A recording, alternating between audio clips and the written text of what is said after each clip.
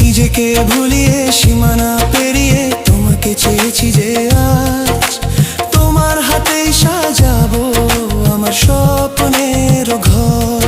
আমি তোমার প্রেমে পড়ে দুনিয়া ভুলে গেছি।